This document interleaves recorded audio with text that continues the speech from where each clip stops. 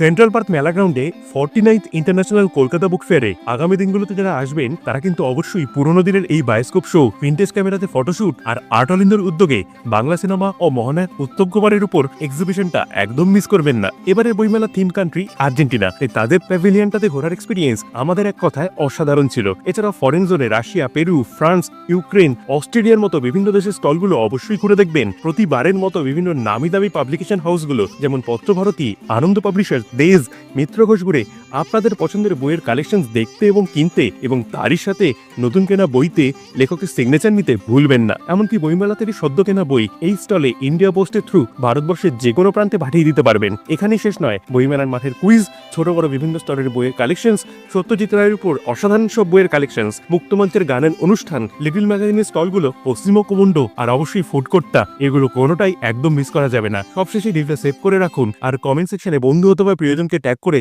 বইমেলা থেকে ঘুরে আসার একটা প্ল্যান বানিয়ে নিন।